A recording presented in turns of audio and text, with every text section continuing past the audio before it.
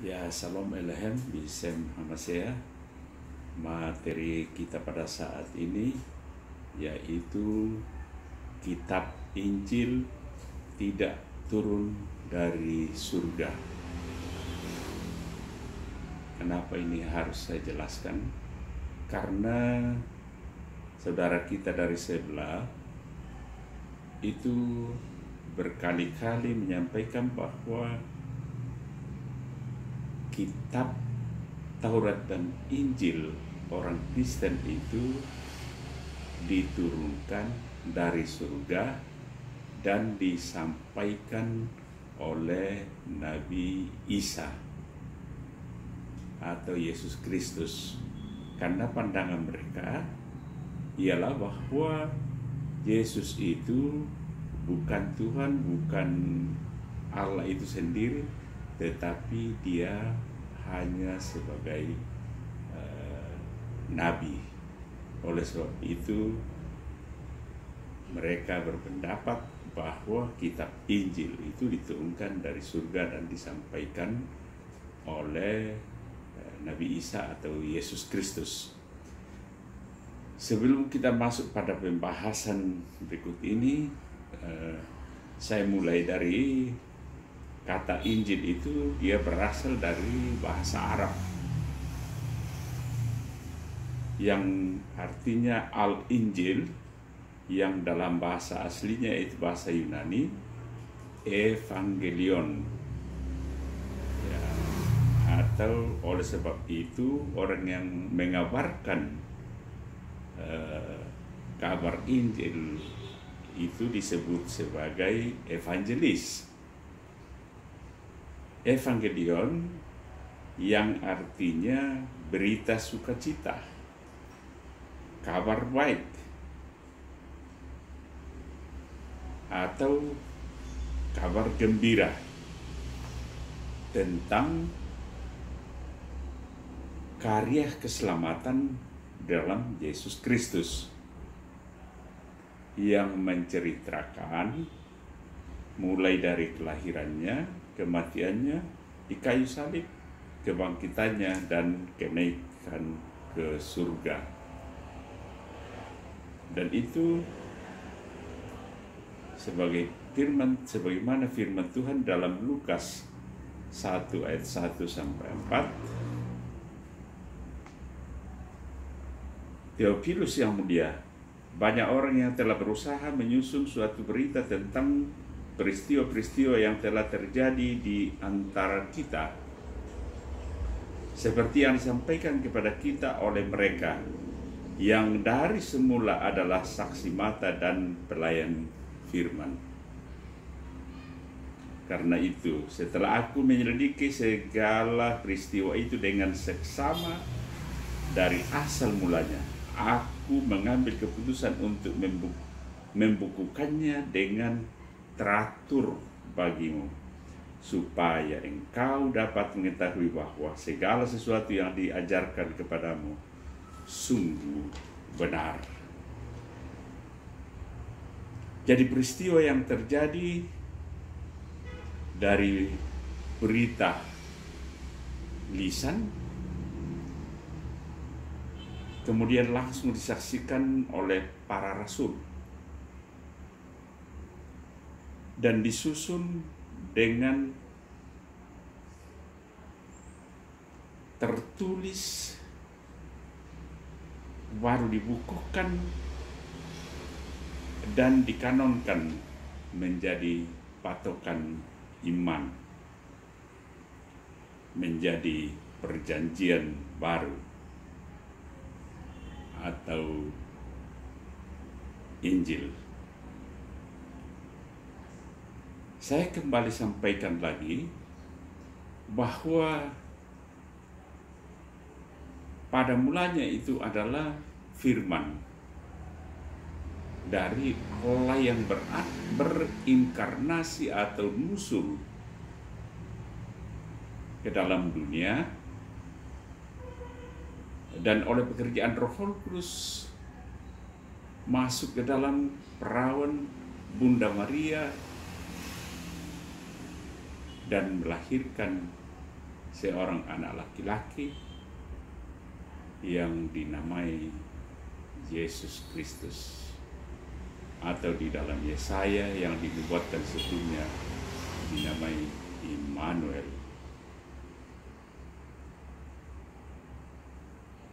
Jadi Injil tidak diturunkan dari surga, tetapi Yesus sendiri itu lewat firman Allah yang muncul atau berinkarnasi menjadi manusia. Kita lihat pada Yohanes 14 pada ayatnya yang ke-6. Yohanes 6 pada ayat yang ke-38 sampai 40. Sebab aku telah turun dari surga bukan untuk melakukan kehendakku, tetapi untuk melakukan kehendak Dia yang telah mengutus aku. Dan inilah kehendak Dia yang telah mengutus aku, yaitu supaya dari semua yang telah diberikannya kepadaku jangan ada yang hilang, tetapi supaya kubangkitkan pada akhir zaman. Sebab inilah kehendak Bapakku, yaitu supaya setiap orang yang melihat Anak dan yang percaya kepadanya beroleh hidup yang kekal, dan supaya aku membangkitkannya pada akhir zaman. Sudah jelas dalam pembacaan kita tadi. Adapun kriteria suatu ajaran itu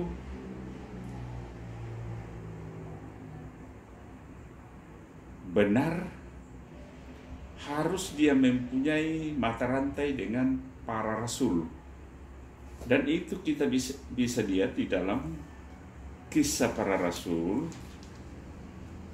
14 pada ayat yang ke-23. Firman Tuhan, di tiap-tiap jemaat rasul-rasul itu menetapkan peraturan penatua bagi jemaat itu, dan setelah berdoa dan berpuasa, mereka menyerahkan penatua-penatua itu kepada Tuhan yang adalah sumber kepercayaan mereka. Oleh sebab itu, dari dasar firman Tuhan itu, dia menetapkan penatua-penatua atau presbiter-presbiter. Yang pertama ialah presbiter atau para uskup lewat pentabisan. Kemudian yang kedua, kredo iman atau pengakuan iman. Dan yang ketiga adalah kanon atau patokan iman yang menetapkan 4 Injil yang sudah diakui pada saat itu. Tapi kita harus tahu juga pada zaman itu ada kelompok-kelompok yang memilih sekte masing-masing. Paling tidak ada 2 kelompok, yaitu kelompok agnostik, yaitu kelompok yang sudah mulai meragukan, yang muncul dari Yunani atau himne Platonisme. Kemudian yang kedua adalah kelompok Yahudi yang sudah percaya kepada Yesus, tetapi masih membawa keyahudiannya, yaitu bahwa mereka masih terikat dengan sunat, bahwa kita tidak diselamatkan kalau tidak disunat, dan makanan-makanan haram sebagaimana yang ada dalam Taurat. Ada beberapa kriteria Injil yang diterima oleh gereja. Perlu ada kriteria karena pada saat itu banyak Injil-Injil yang bermunculan. yang sebetulnya bahkan banyak dikategorikan sebagai Injil palsu. Antara lain misalnya Injil Barnabas, yang pada materi yang lalu saya sampaikan bahwa begitu menggebu-gebunya untuk menyusun Injil itu sehingga ada kurang lebih 600 lembar halaman yang terdiri dari 222 pasal. Dan kepalsuannya itu ya pada materi yang lalu saya sudah sampaikan, bahkan ke depan ada kita membahas khusus untuk Injil-Injil palsu. Yang kedua, yang pertama ialah harus ditulis oleh para rasul. Ya, ada juga rasul yang ya tidak mutlak bahwa dia harus menyusun. Misalnya Petrus ditulis oleh Markus. Oleh sebab itu Injil Markus yang seharusnya dikatakan bahwa Injil Markus menurut kesaksian Rasul Paulus, karena Markus itu adalah murid daripada Paulus. Yang kedua, tulisan itu ada bukti-bukti internal ditulis pada zamannya Rasul.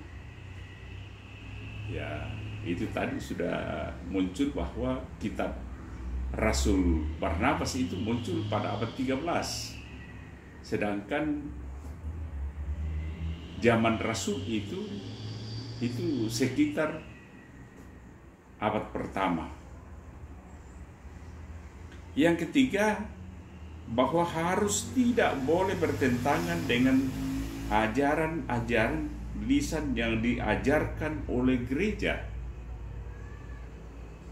Jadi sudah ada pengajaran-pengajaran lewat gereja pada waktu itu.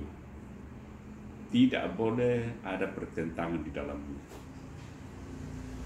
Yang keempat ialah bahwa Injil-Injil itu sudah harus diakui oleh 3 gereja yang ada pada waktu itu, yaitu gereja Antioquia di Syria, gereja Alexandria di Mesir, dan gereja Roma di Italia. Dan yang kelima ialah bahwa tulisan-tulisan itu tidak boleh menceritakan dongeng.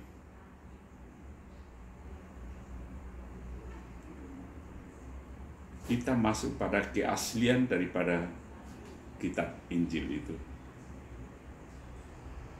Keaslian daripada kitab Injil itu, kalau boleh kita katakan bahwa tidak ada kitab suci yang bisa menandingi begitu banyak bukti-bukti yang sampai sekarang tersimpan di berbagai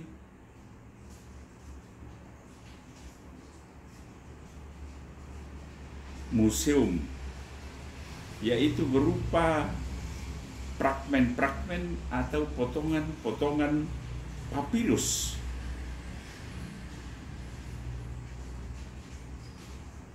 yang ditemukan di berbagai tempat, dan itu terpelihara sampai sekarang.